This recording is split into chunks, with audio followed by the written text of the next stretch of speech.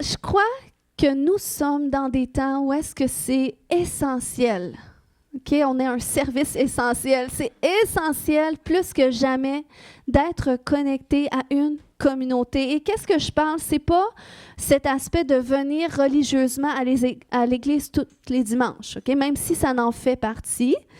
Mais qu'est-ce que je parle? C'est vraiment d'être à cet endroit d'apprendre à se connaître les uns les autres, d'apprendre à développer des relations en connectant ensemble pour qu'on puisse finalement, tu sais, parce que la Bible va nous dire que lorsqu'on invite Jésus dans notre vie, qu'on expérimente ce qu'on appelle la nouvelle naissance, c'est comme Dieu va dire, je vous ai préparé pour des œuvres. Puis, c'est comme si tu vas rentrer dans cette découverte de ce à quoi Dieu m'appelle. Mais Dieu, il ne nous laisse pas tout seul. Il veut nous connecter à une communauté parce qu'il va dire, vous devenez comme un membre du corps de Christ. Donc, Christ est comme la tête et vous devenez une partie de ce corps-là. Mais si vous restez tout seul chez vous, eh bien, vous allez finir par sécher et par mourir finalement parce que vous êtes inutile. Mais si, par exemple, vous vous connectez là où est-ce que Dieu vous appelle, au corps, là où est-ce que Dieu a prévu que vous puissiez vous connecter, eh bien, ça va permettre à ce corps-là de pouvoir vivre, de pouvoir être une expression de Dieu sur la terre. Donc, c'est nécessaire pour nous de trouver la communauté où est-ce que Dieu nous appelle à connecter avec, à s'ancrer avec, puis de développer des relations au sein de cette communauté-là pour qu'on puisse grandir ensemble avec une vision, une mission, puis des valeurs communes qui sont associées à la parole de Dieu. Amen? Donc, ça, c'est important de se le rappeler, OK? Que c'est important de développer des connexions, de connecter ensemble, de pas seulement être dans une communauté, mais se joindre à une communauté, s'engager dans une communauté.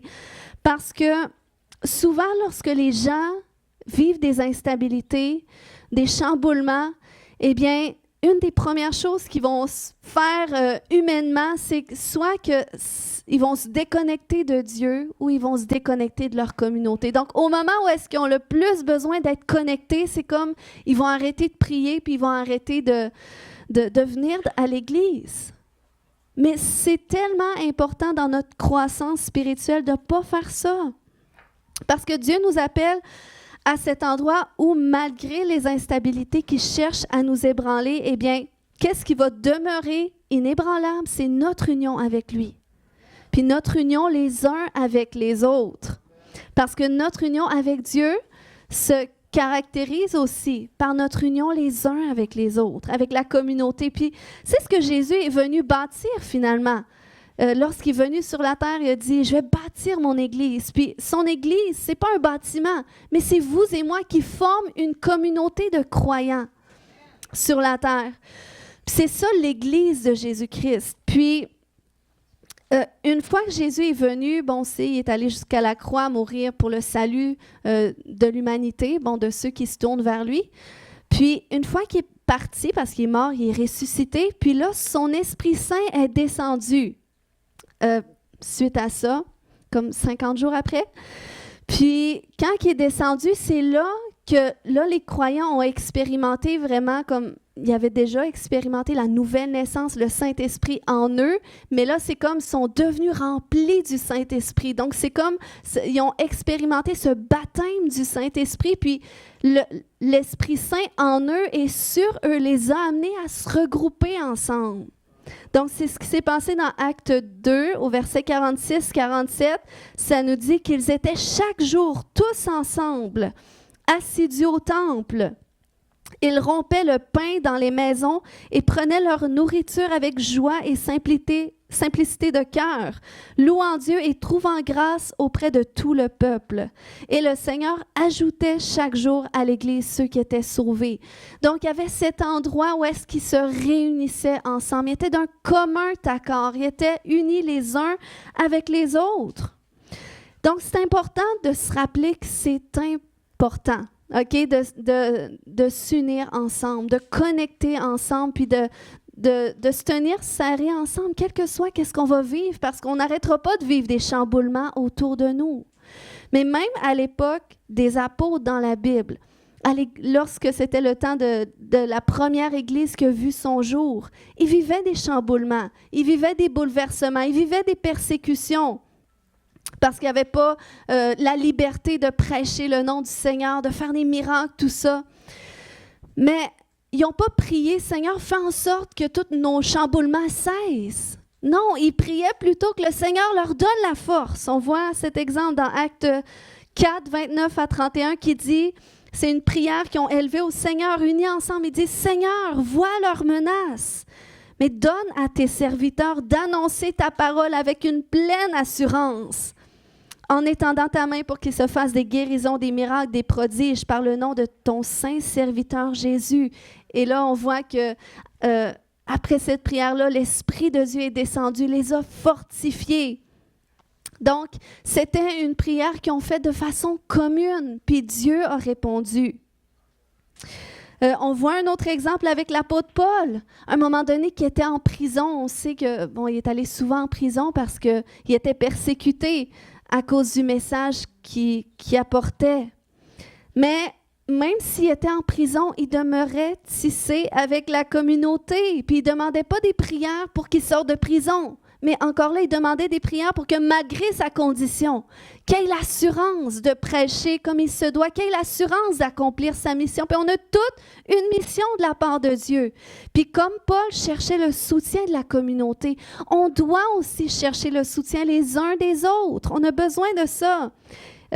Il a dit dans Éphésiens 6, 19 et 20, « Priez aussi pour moi. » Donc, il demande la prière afin que Dieu m'inspire les mots justes quand je m'exprime et que je puisse révéler avec assurance le secret de la bonne nouvelle, bien que je sois maintenant en prison. Donc, vous voyez où est-ce que notre cœur doit être, quel que soit ce qu'on vit à l'extérieur de nous. On doit demeurer unis à Dieu. C'est toujours Dieu notre source, là où est-ce qu'on a la réponse. Mais Dieu, ça va aussi s'exprimer les uns avec les autres. On doit demeurer unis les uns aux autres. Et pour ça, on a besoin d'une communauté et on a besoin de connecter avec celle-ci. Parce que si on vient seulement à l'Église comme le dimanche par devoir religieux, on sait que, une fois qu'on est sauvé, on est à l'Église, puis c'est tout ce qu'on fait, puis sans se poser de questions, sans avoir de compréhension dans notre cœur, pourquoi est-ce qu'on fait ça? Eh bien, ça ne nous amènera pas à vivre la plénitude de qu'est-ce qu'on peut vivre en étant connectés ensemble. Donc, ce n'est pas juste le fait de venir à l'Église le dimanche, mais c'est le fait aussi de développer un cœur les uns pour les autres. Il faut faire de la place dans notre cœur. Amen, les uns pour les autres. Puis ça se développe dans la relation, parce que c'est difficile d'avoir un cœur les uns pour les autres si on ne se connaît pas. Mais il faut apprendre à se connaître, il faut apprendre à développer des relations. Puis les relations vont se développer certainement à partir de notre présence, puis aussi notre implication dans la communauté. C'est important. Peut-être qu'il y en a qui viennent ici et vont dire « Ah, mais il y a déjà plein de monde qui sont impliqués. Ils n'ont pas besoin que je fasse rien. » Non, au contraire, on a besoin. On a besoin de gens qui ont à cœur de s'investir aussi. Mais on laisse les gens aller. On ne vous forcera jamais à rien faire parce qu'on veut que ça vienne de votre cœur aussi. Puis quand ça vient de ton cœur, c'est là que tu peux vraiment investir quelque chose qui va porter du fruit aussi. Amen. Puis, je veux rappeler qu'on a différents programmes pour favoriser la connexion. Puis, je veux féliciter, par exemple, notre sœur Hélène qui a à cœur, je ne sais pas où. Ah, l'autre côté. Bon. Mais c'est l'autre jour, elle me demandait, est-ce que je pourrais ouvrir cette plateforme-là pour que les femmes puissent développer des relations ensemble? Hélène, je parlais de toi. Puis ça, c'est bon pour favoriser la connexion, les relations. Donc, elle a mis sur pied une fois par mois un déjeuner entre femmes.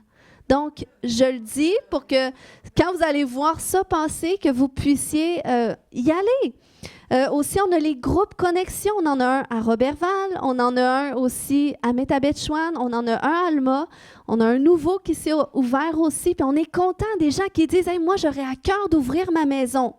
Pour qu'il y ait des gens qui se réunissent, qu'on développe des liens ensemble, qu'on prie ensemble. C'est une façon de favoriser des connexions. On a aussi des dîners entre hommes qu'on fait occasionnellement et entre femmes qu'on va faire aussi après les services. On vous invite à venir. Amen. C'est important. Puis, on a nos services de prière aussi les jeudis qui sont un moyen de connecter ensemble avec le cœur de Dieu. On prie selon le cœur de Dieu. Puis, c'est important nos jeudis de prière. Puis, nos services du dimanche aussi, ou quand on fait des activités. On a un petit brin de tristesse, honnêtement, quand on fait des activités spéciales, puis qu'il manque la moitié des gens, parce qu'on se dit tout ce que ça a demandé pour mettre ça sur pied, pour vous, finalement, pour votre bien, pour répondre à des besoins qu'on a pu entendre par-ci, par-là.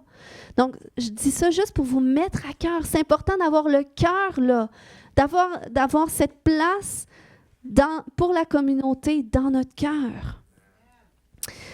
Mais on va voir qu'est-ce qui peut être un défi en même temps à la connexion avec la communauté, parce que je comprends que c'est pas facile, c'est pas naturel pour tout le monde, surtout dans notre société où est-ce qu'on est plutôt indépendant. Donc, qu'est-ce qui peut être un défi, premièrement? C'est nos difficultés à rentrer en relation. Donc, ça, c'est quelque chose qui peut s'exprimer de façon générale dans notre vie. Mais si tu es à cet endroit que tu as de la difficulté à connecter, à rentrer en relation avec les autres, puis peut-être même avec Dieu aussi, eh bien, c'est important que tu poses la question à Dieu. Pourquoi est-ce que j'ai de la misère à rentrer en relation avec toi? Tu sais, si tu es à cet endroit que tu n'aimes pas prier, tu n'aimes pas lire ta Bible, c'est comme tout est un fardeau. Tu sais, des fois, c'est important de le reconnaître. Des fois, on veut le nier, puis on met notre petite casquette religieuse, puis on vient à l'église le dimanche, on ne pose pas de questions. Mais pose-toi la question, parce qu'on n'est pas ici parce qu'on remplit nos devoirs religieux. On est ici parce qu'on cherche à développer une relation avec Dieu. Parce que Dieu, c'est ça qu'il veut. Il n'est pas venu bâtir une religion. Il est venu finalement au moyen de Jésus démontrer qu'il existe, puis on peut s'approcher de lui, puis on peut le faire par Jésus parce qu'il est le chemin qui mène à lui. Puis on peut développer cette relation avec lui personnelle. Mais si tu es à cet endroit et que tu as de la difficulté, demande au Saint-Esprit. Ou si tu es à cet endroit et que tu as de la difficulté à venir à l'Église, tu as de la difficulté, c'est comme tes tendances un peu distant avec les gens, tu ne veux pas rentrer en relation avec les gens. Ça arrive parce que des fois, on a vécu des choses, des expériences négatives dans nos relations, puis des fois, on peut avoir des craintes, des mensonges qui sont là, puis on doit demander. On peut poser la question dans notre cœur à Dieu ou même à voix haute. C'est important de le dire parce que quand on est habitué à la religion catholique où est-ce qu'on apprend à prier dans notre tête, on récite des prières dans notre tête, mais quand on apprend à développer une relation avec Dieu, que tu comprends que Dieu t'a créé à son image, il t'a donné une bouche comme lui, il a une bouche aussi, eh bien, tu dois parler à Dieu avec ta bouche. Tel que tu es, tu parles à Dieu. Tu n'as pas besoin de prendre un langage spécial, de dire une prière spéciale. Tu lui parles comme un ami. Puis tu vas voir que tu vas vraiment vivre une expérience extraordinaire. Amen. Donc, c'est important de poser la question à Dieu. C'est comme, récemment, j'ai prié pour une jeune dame qui vivait certaines difficultés avec sa santé et tout. Puis, elle commence à me dire, écoute, moi, j'ai de la misère à aller à l'église. Puis c'est quelqu'un, elle croit en Dieu, mais elle ne va pas vraiment à l'église. Puis elle dit, je vais à l'église, les gens me parlent, puis ça ne me tente pas de leur répondre. Ils me posent des questions. Elle dit, je ne sais pas pourquoi les chrétiens posent tout le temps plein de questions. Mais elle dit, moi, je ne veux pas répondre. Puis elle dit, oh, j'ai de la misère, je préfère suivre ça en ligne, puis tout ça. J'ai dit, OK, gars, veux-tu, on va demander au Seigneur, on va demander au Saint-Esprit pourquoi. C'est dû à quoi ce blocage-là? Puis, en demandant la question au Seigneur en même temps qu'on prie, eh bien là, il y a ce souvenir qui revient à sa mémoire. Ou quand elle était petite, elle avait 11 ans parce qu'elle n'a pas grandi dans une famille chrétienne, mais elle avait, dans sa famille, il y avait des chrétiens, puis il l'avait amenée dans un camp chrétien. Mais son père, qui était un homme vraiment assez dur dans ses paroles, puis tout ça, eh bien, quand il a su qu'il était à ce camp chrétien, il est arrivé, il a commencé à sacrer, puis il était tellement fâché, puis il a dit « Qu'est-ce que tu fais là? Tu n'as pas d'affaires là. » Puis il a sacré après les moniteurs, tous les gens là, puis elle, ça l'a tellement perturbé, ça l'a tellement bouleversé, puis c'est comme si inconsciemment, ça l'a mis en elle cette crainte-là, cette barrière-là face à l'Église, comme si c'est mal finalement. Puis ça, des fois, ces souvenirs-là, on y repense pas naturellement parce qu'on vit tellement de choses dans la vie. Puis des fois, on développe des mécanismes où est-ce qu'on parvient à endurcir certaines blessures ou certains événements. Mais quand tu demandes au Seigneur pourquoi, le pourquoi du comment, eh bien, il va te répondre. Il va te le montrer. Puis des fois, c'est plus facile d'avoir quelqu'un qui peut prier avec toi. C'est pour ça que la communauté, c'est un endroit aussi sécure pour le faire. Donc, moi, je vous encourage à apprendre à poser des questions à Dieu, questionner nos sentiments, nos pensées, nos comportements, d'où est-ce que ça vient? Parce que c'est pas tout de mettre ça de côté, de dire « Ah, je refuse ça ». Non. Pourquoi? Pourquoi est-ce que ça revient tout le temps? Est-ce qu'il y a un mensonge que je porte? Puis c'est quoi, Seigneur, toi, tu penses de ça? Puis vous voyez, quand on a prié avec la jeune dame, eh bien, c'est comme si elle a eu la compréhension sur le moment. Ah, mon père, s'il a fait ça, c'est pas parce que l'Église c'est mal ou parce qu'il est méchant, mais c'est parce que mon père avait peur, parce que sa mère était dans une genre de secte. Puis là, son père, il avait peur que, bon, ce groupement de chrétiens, c'était encore une affaire de secte. Fait qu'il ne savait pas gérer ses émotions. Donc, elle a compris que, OK, c'est pas parce que c'était mal ou que parce que moi, j'étais mal ou que c'était mon père qui était méchant, mais c'était ses peurs, c'était ses blessures qui parlaient. Donc, vous voyez, le Seigneur, il veut changer notre perspective aussi. Donc, on doit travailler à nos difficultés à rentrer en relation avec les autres parce que Dieu ne nous appelle pas à la codépendance, OK? Il ne nous appelle pas à l'indépendance non plus, mais à l'interdépendance. Et ça nous rapporte à cette conception qu'on est un membre au sein du corps, qu'on est tous une partie qui est nécessaire d'être là. Parce que si on est une partie du corps de Christ, qu'on est juste connecté à la tête, OK? Eh bien, on va peut-être être un peu handicapé. OK? Juste un bras avec une tête, là, ça ne fait pas grand-chose. Donc, on a besoin d'être à cet endroit que non seulement on est connecté, parce que la Bible va nous dire que Christ, c'est la tête de l'Église. Donc, c'est lui qui doit diriger l'Église comme il veut faire les choses. C'est lui qui va inspirer une vision à l'Église. C'est lui qui va donner une mission à l'Église. Puis nous, on veut être connectés à lui, mais les uns avec les autres. Amen.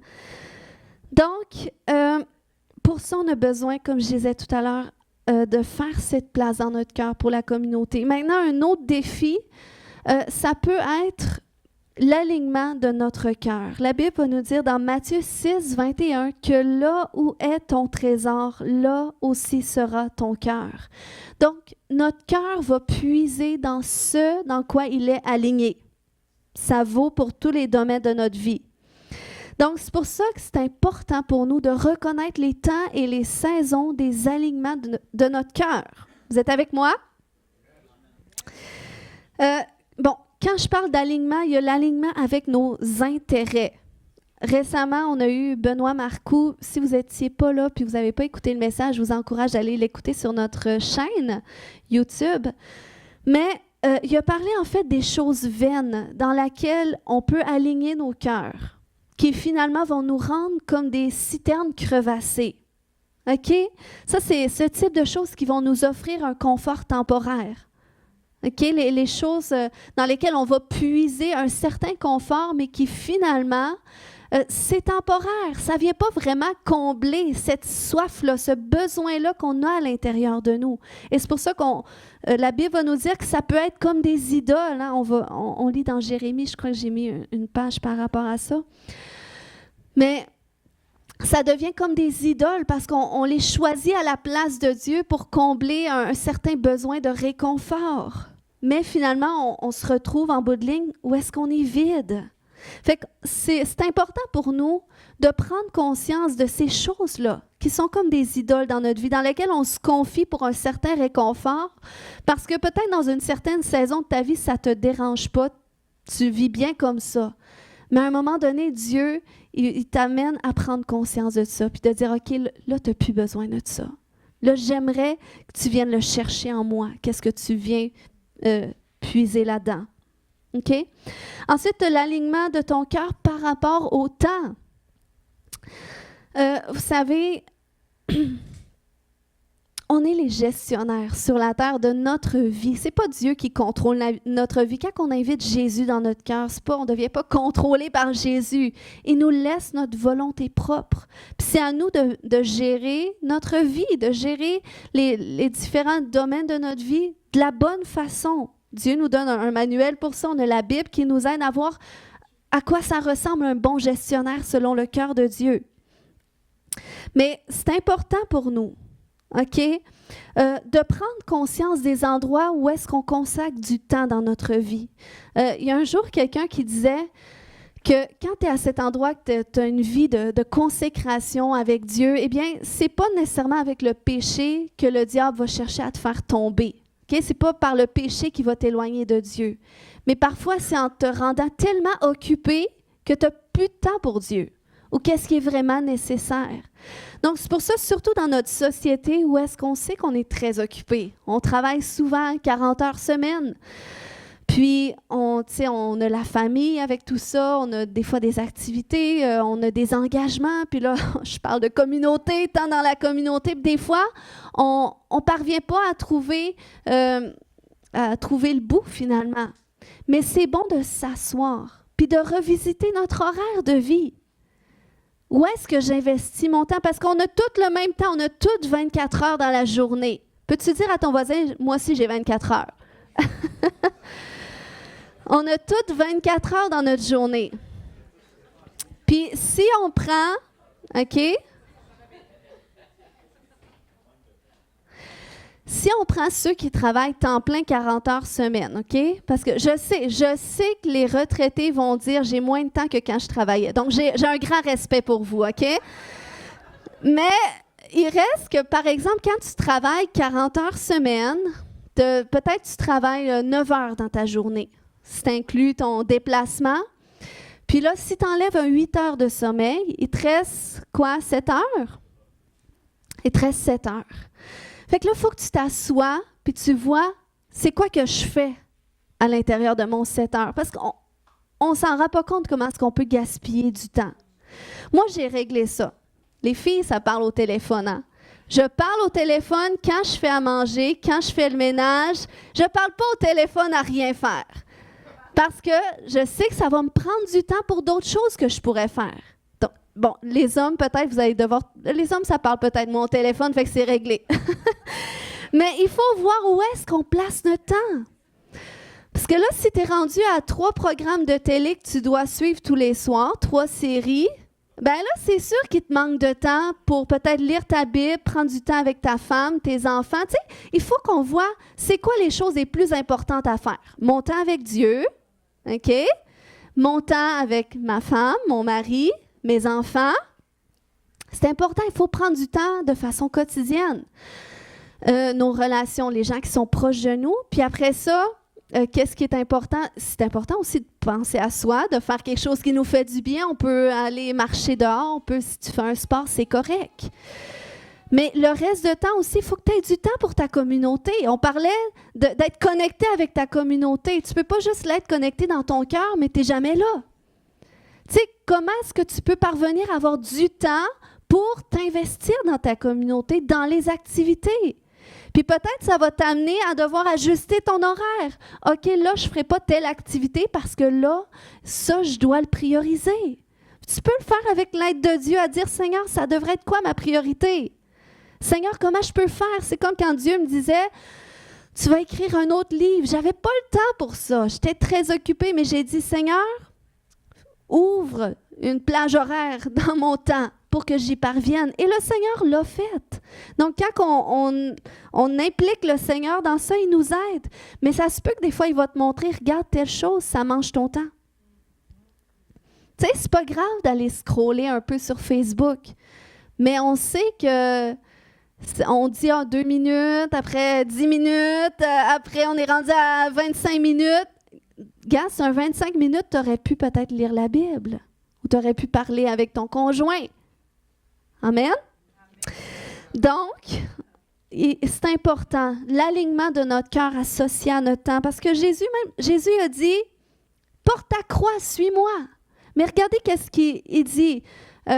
au verset 28, il va dire « Lequel de vous, s'il veut bâtir une tour, ne s'assit d'abord pour calculer la dépense? » Donc, c'est bien beau de dire « Moi, je veux suivre Jésus. Moi, je veux faire telle chose. » Mais assis-toi d'abord pour calculer qu'est-ce que ça implique, pour calculer ton temps, comment tu l'investis. Amen? Pour ceux qui se demandent pourquoi ils disent toujours « Amen ». Amen, ça veut dire « Je suis d'accord », ça veut dire « Ainsi soit-il ». On est d'accord avec ça. Amen. Je le dis parce qu'on a posé la question quelques fois. Maintenant, l'alignement de notre cœur aussi, ça vaut pour nos relations. OK? Les relations, c'est quelque chose d'important parce qu'il y a des relations qui peuvent crevasser nos citernes. Il y a des relations qui peuvent des fois nous gruger du temps, nous tirer du jus, comme on dit. En tout cas, je ne sais pas comment est-ce qu'on pourrait dire ça pour ceux qui viennent de plus loin. Mais il y a des relations qui crevassent nos citernes. On va utiliser des termes bibliques.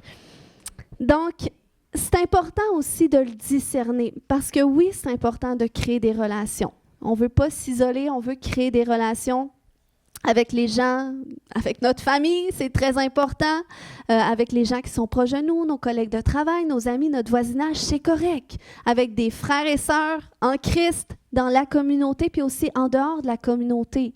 Mais c'est important de définir ces relations-là, de définir quelle place elles ont, puis pourquoi est-ce que la personne auprès de qui tu vas chercher conseil, c'est vraiment la bonne personne pour toi? Ou est-ce que tu reviens toujours découragé, puis finalement tu finis par parler de tout le monde, puis que finalement ça n'a rien arrangé, puis tu es juste encore plus crinqué dans tes affaires? OK? Donc, tu dois questionner ça aussi. Où est-ce que mon cœur est aligné par rapport à mes relations? Puis c'est important aussi, d'une façon spirituelle, de bien définir les gens à qui tu vas confier ce que tu dis, les gens qui tu vas chercher conseil, ou les gens auxquels tu vas aller chercher tes ressources, ceux qui vont te nourrir spirituellement. C'est qui ces gens-là? Parce que tu ne veux pas aller puiser n'importe où. Tu vas aller puiser dans les relations qui sont ordonnées par Dieu selon le temps et la saison dans lesquelles tu es. Regardez Moïse. On voit un exemple dans la parole de Dieu que lorsque sortit le peuple d'Israël de l'Égypte, bon, là, il était dans le désert et tout. Et là, à un moment donné, son beau-père Jéthro est arrivé. Et là, il a vu comment Moïse faisait la gestion des problèmes, la gestion des gens. Et là, du matin jusqu'au soir, la Bible nous dit qu'il y a des gens qui venaient consulter Dieu par l'intermédiaire de Moïse, savoir qu'est-ce qu'ils devaient faire dans leur situation. Mais là, Jéthro est arrivé comme un bon conseiller. Il a dit « Hey, tu ne peux pas continuer comme ça. Parce que si tu continues comme ça, tu vas t'épuiser. » Il dit « Il faut que tu établisses des gens qui vont pouvoir conseiller les gens à ta place. » Puis tout ça, il lui donne une stratégie. Mais ça, c'était excellent. Mais voyez-vous, Jéthro n'est pas rentré dans l'équipe des conseillers de Moïse. Il est reparti après, la Bible nous dit. Donc, il y a des gens comme ça que Dieu va mettre sur notre chemin qui vont être une grande aide pour nous dans une certaine saison de notre vie. Des fois, c'est juste le temps d'un conseil. Des fois, c'est le temps de toute une saison que tu vas traverser. Ça va être des gens de conseil. Mais il faut que tu le discernes. Est-ce que ces personnes-là vers qui je me tourne pour chercher conseil, c'est vraiment ces personnes-là que Dieu m'a attribuées dans cette saison où est-ce que je suis? Parce que si ce n'est pas les bonnes personnes, il pourrait arriver que ce ne soient pas des conseils qui sont inspirés par Dieu. Des fois, c'est les bonnes personnes, mais il faut se questionner. Parce que, vous savez, moi, il y a des gens dans ma vie que Dieu a positionnés qui ont eu vraiment un impact vraiment clé dans ma vie. Que si ces gens, Dieu ne les avait pas amenés, je n'en serais pas là dans ma croissance, dans mon cheminement où est-ce que je suis aujourd'hui. Ça a vraiment été une grande bénédiction. Mais parce qu'à l'époque, j'avais tendance à la codépendance, donc j'étais du type de personne qui s'attachait rapidement aux gens, puis qui peut-être tendance à s'accrocher un peu. Je ne pouvais pas m'imaginer laisser partir ces gens-là. Fait que c'est comme ces gens-là qui étaient une bénédiction dans une certaine saison de ma vie, une fois que la saison est passée, ils sont comme devenus un peu malédiction. Tu sais, puis ça, tu le sais quand que, là, tout d'un coup, tu avances dans des sentiers puis tu réalises que non, c'est pas Dieu qui veut que j'aille là. Mais c'est parce que là, toi, tu as impliqué tes émotions, tu as impliqué ton humanité dans la relation, oui, avec des bonnes intentions, mais tu n'as pas discerné, non, attends un peu, est-ce que ça, c'est vraiment Dieu? C'était Dieu au moment où est-ce que j'avais besoin de cette parole-là. Mais ce n'était pas Dieu pour que ça devienne mon mentor, mon conseiller, tout ça. Donc, on a besoin de discerner ces choses-là. Tu sais, on voit un phénomène similaire qui s'est produit pour le peuple d'Israël en Égypte. On sait comment est-ce que l'Égypte a été une bénédiction pour Israël à l'époque où est-ce que Joseph était à la tête du pays, parce qu'il y avait une famine qui sévissait et là, les peuples aux alentours, il n'y avait plus de quoi se nourrir. Mais parce que Dieu avait positionné Joseph en Égypte et Joseph avait pu faire des réserves et tout, eh bien, dans le fond, le peuple d'Israël, finalement, a pu être sauvé de cette famine-là. Parce que grâce à Joseph, ils ont pu déménager en Égypte. Puis, ils ont été tellement bénis de ça qu'au moment, la Bible va nous dire qu'au moment où est-ce qu'ils ont déménagé, eh bien, le Pharaon qui était à la tête leur a dit « Donne-leur la plus belle place du pays, donne-leur le plus beau territoire. » Donc, c'était vraiment une bénédiction pour eux. Mais une fois que le Pharaon il a changé, une fois que la saison a changé, ben, le peuple qui était béni dans l'ancienne saison a commencé à être des esclaves dans la saison d'après. Vous voyez, parce que là, il y a eu un shift dans la saison. Et ça, on doit le discerner, nous aussi. C'est qui ces personnes-là que Dieu place sur ma vie en fonction des temps et des saisons? Puis qu'est-ce qui est sécurisant dans la communauté? C'est que c'est un endroit sécure pour développer des relations qui vont se suivre à travers les temps et les saisons. OK? Je parle surtout de gens, des fois quand c'est en dehors de ta communauté, des fois Dieu va les placer pour une saison passagère. Des fois, ça peut être même à l'intérieur de la communauté parce que ça peut arriver que des fois, tu viens à l'église et là, tu te sens appelé à une autre église. Puis, c'est correct parce que quand on a une vision de l'église comme du fait que oui, on cherche à bâtir cette communauté qui aime le Seigneur, puis on cherche à accomplir la mission, la vision que Dieu nous donne, eh bien, ça ne prend pas juste une communauté de croyants pour être cette expression de Dieu, mais ça prend toutes sortes d'églises, puis c'est correct, avec toutes sortes de missions. Puis c'est ensemble qu'on forme un tout. Donc, c'est correct des fois qu'il y a des gens qui arrivent, tu sais, des fois on est triste, pourquoi cette personne-là est partie? Bien, cette personne-là a été appelée ailleurs, puis c'est correct, il faut les bénir parce que les gens qui viennent ne sont pas obligés d'être là non plus.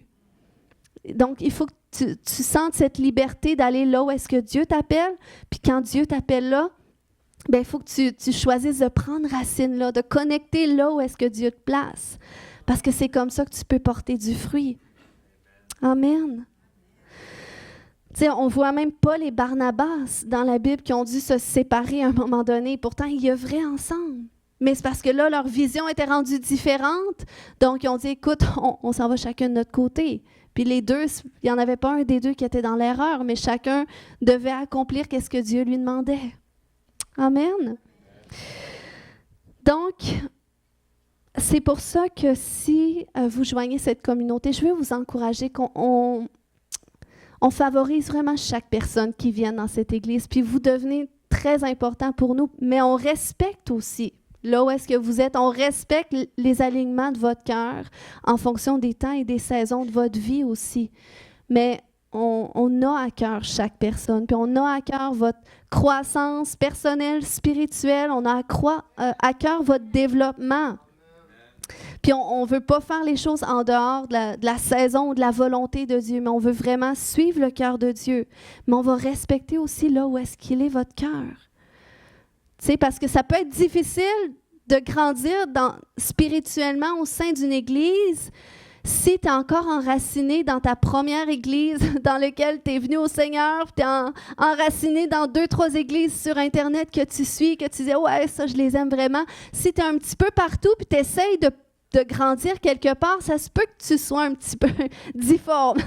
Mais ça ne veut pas dire que tu ne porteras pas de fruits, mais c'est important de permettre à Dieu de nous planter là où est-ce qu'il veut qu'on porte du fruit. Moi, je sais personnellement, par expérience, qu'à toutes les fois que j'ai essayé de choisir les personnes que je voudrais qui arrosent sur ma vie, c'était pas les personnes que Dieu avait choisies. Donc, j'ai dû revenir sur mes pas, dire pardonne-moi, Seigneur, je te laisse. Je te laisse mettre les bonnes personnes que toi, tu sais que j'ai besoin pour aller là où est-ce que tu m'envoies. Puis Dieu le fait exprès. C'est pas des personnes que, des fois, avec le portrait idéal que tu aimerais qu'ils aient. OK? Des fois, ça peut être des personnes même qui vont t'agacer un peu, OK, dans leur caractère. Mais c'est voulu.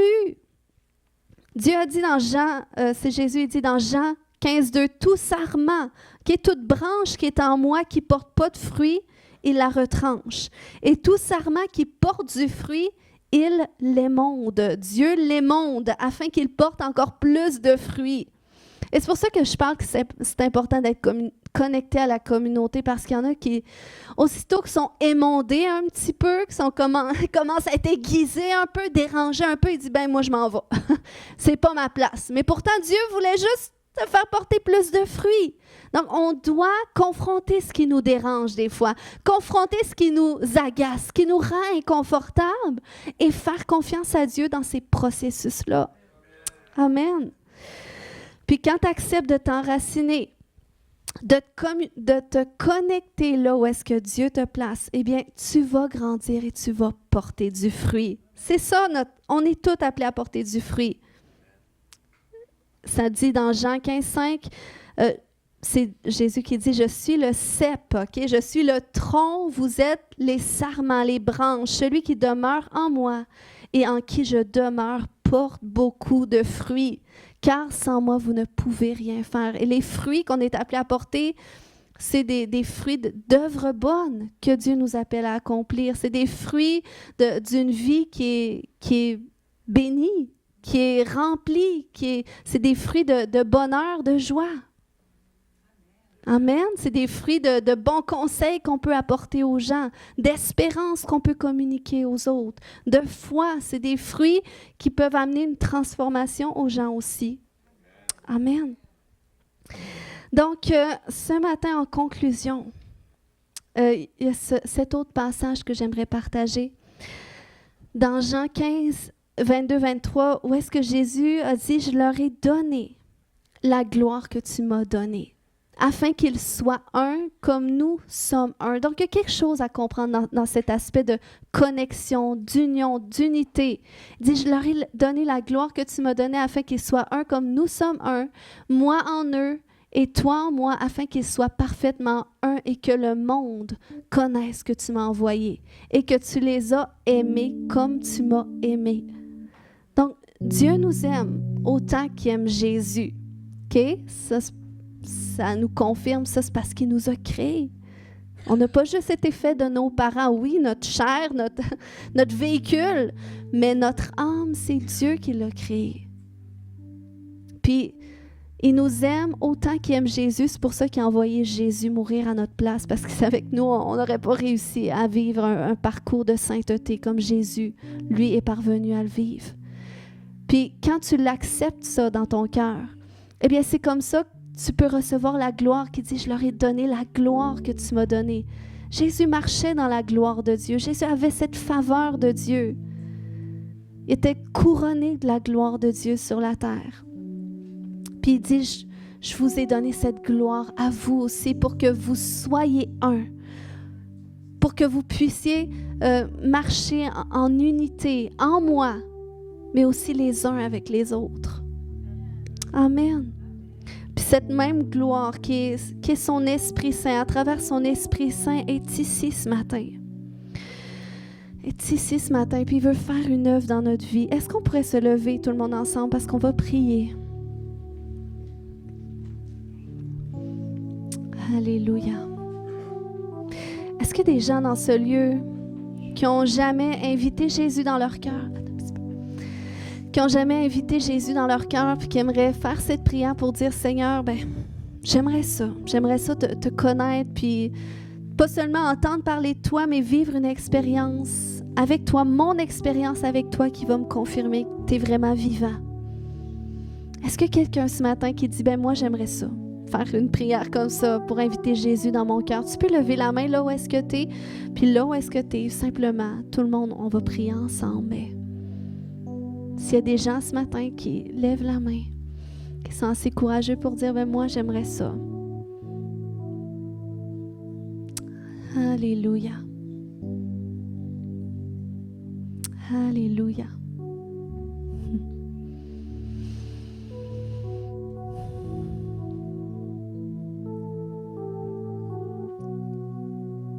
Si ce message t'a parlé, tu dis, ben moi, j'aimerais ça, faire cette place à Jésus dans mon cœur. J'aimerais ça, le connaître plus.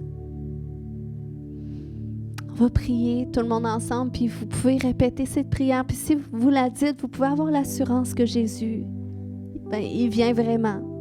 C'est par son Esprit Saint, puis lui-même, il va convaincre votre cœur, il va vous convaincre de son existence. Il n'y a personne ici qui a été convaincu par personne. Si on est ici, c'est parce que c'est Dieu lui-même qui nous a convaincus de son existence. Fait que tu peux dire, Seigneur Jésus, je viens à toi tel que je suis. Je te demande pardon pour tous mes péchés. Viens dans mon cœur. Viens dans ma vie. Je t'accepte aujourd'hui comme mon Seigneur et mon Sauveur. Amen. Amen. Je vous invite vraiment, quand vous allez sortir de ce lieu, si c'est la première fois que vous faites cette prière, même ça serait bien de nous le dire. On va vous donner un Nouveau Testament. Puis, je vous invite à parler à Dieu. À prendre un temps seul à seul avec Dieu, parlez-lui. Ouvrez-lui votre cœur, puis vous allez voir même, vous allez être surpris de qu'est-ce qui va sortir de votre bouche, puis comment ça va vous faire du bien. Maintenant, j'ai à cœur qu'on puisse demander à Dieu, parce qu'on a parlé des défis qu'on peut vivre qui nous empêchent d'entrer vraiment en relation, que ce soit avec Dieu, que ce soit les uns avec les autres. Est-ce qu'on pourrait demander au Saint-Esprit ce matin, parce que la Bible nous dit qu'il est l'Esprit de vérité. Quand tu invites Jésus dans ton cœur, tu reçois son Esprit en toi. Son Esprit qui va te révéler Dieu, qui va te révéler son existence. Puis c'est en toi, c'est à l'intérieur de toi qu'il va te parler, par tes pensées. Puis est-ce qu'on pourrait lui demander ce matin, est-ce qu'il y a un mensonge que j'ai cru, que je crois qui m'empêche d'entrer en relation? Tu sais, un mensonge, souvent, c'est une peur. J'ai peur d'être jugée. J'ai peur qu'on me rejette. Ou j'ai pas besoin de personne. Des fois, il y a ces mensonges-là qui sont ancrés. C'est pas grave. Il faut se permettre de les entendre. Alléluia, oui, Seigneur. S'il y a des mensonges qu'on porte ce matin, puis peut-être c'est pas maintenant, mais Seigneur, fais cette œuvre dans nos cœurs, que s'il y a des mensonges qu'on porte qui nous empêchent d'entrer en relation, que ce soit avec toi, que ce soit dans notre couple, que ce soit dans notre mariage, que ce soit les uns avec les autres, que ce soit avec notre communauté, viens nous les montrer, viens nous révéler ces mensonges. Et à travers ces mensonges, révèle-nous la vérité. Qu'est-ce que tu penses? Qu'est-ce que tu sais qui est vrai qu'on devrait croire? Alléluia. Puis quand tu prends conscience qu'il y a un mensonge que tu as cru, tu peux simplement dire « Je me repens. Je me repens d'avoir cru ce mensonge. Je me repens d'avoir cru que j'étais rejetable, que j'étais quelqu'un de pas important. Je me repens d'avoir cru que j'avais pas besoin des autres. Et je choisis de croire que j'ai besoin des autres. Je choisis de croire que je suis une personne qui a sa place, puis qui a sa façon de penser, puis qui a sa façon de voir les autres, de voir les choses même si elle est différente des autres. J'ai pas à m'isoler pour ça, j'ai pas à me cacher pour ça. Seigneur, je prie, Père, qu'à travers ce cheminement dans lequel tu nous amènes, de prise de conscience des mensonges qu'on peut porter, des vérités que tu veux déverser en nous. Seigneur, viens guérir nos cœurs des mauvaises expériences qu'on a vécues dans nos relations passées. Viens guérir nos cœurs. Prends sur nous ta souffrance, Jésus. Prends sur nous les peurs qu'on porte. Prends sur nous la souffrance, la peine. Et donne-nous la guérison en échange. Alléluia. Alléluia. Alléluia. Alléluia. Et Seigneur, je prie ce matin pour ta sagesse et ta révélation qui soit déversée dans nos cœurs par ton Esprit Saint. Aide-nous, Seigneur, à aligner nos cœurs dans des intérêts qui sont sains. Aide-nous à réaligner notre cœur avec ta propre source. Et aide-nous à bien aligner notre cœur par rapport au temps qu'on est appelé à consacrer dans nos différentes activités. Aide-nous à définir les priorités. Et Seigneur, permets-nous de faire de l'espace pour qu'est-ce qui est plus important. Et Seigneur, on te demande aussi de nous aider à bien discerner nos relations, discerner les temps et les saisons des relations, discerner les personnes que tu places sur notre vie. Pour des buts spécifiques, on veut le reconnaître parce qu'on ne veut pas être confus en bout de ligne. Mais on veut, Seigneur, marcher dans ta volonté puis être accompagné des bonnes personnes que toi tu places. Puis on se repent, Seigneur, pour les personnes, Père, comme moi à une certaine époque, des personnes que j'ai pu, Père, me confier, mais Seigneur, que tu n'avais pas placé, qui n'étaient pas ordonnées par toi, Seigneur Dieu. Des personnes qui ont pu être même des idoles. Parce que j'ai cru, Seigneur, que c'était de toi, mais Seigneur, c'était pas de toi. Et je veux me repentir pour ça. Alléluia. Oh oui, Seigneur, viens aligner notre cœur au bon endroit, avec les bonnes personnes. Et Seigneur, viens élargir notre cœur, que notre cœur se dilate pour la communauté, pour cette importance de connecter les uns avec les autres et découvrir qu'est-ce que tu veux nous amener à vivre en tant que communauté. Comment est-ce que tu nous appelles à porter du fruit, à grandir ensemble, Seigneur Dieu, parce que on a quelque chose de spécial qu'on porte individuellement, mais il y a quelque chose de spécial aussi en communauté qu'on porte. Puis on veut l'expérimenter, on veut le découvrir, on veut le vivre.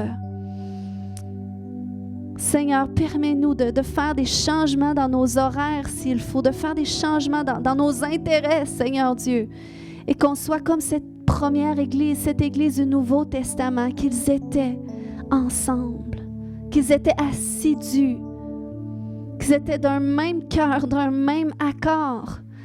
Seigneur, Saint-Esprit, viens nous unifier avec toi et aussi les uns avec les autres pour qu'on puisse porter ta gloire.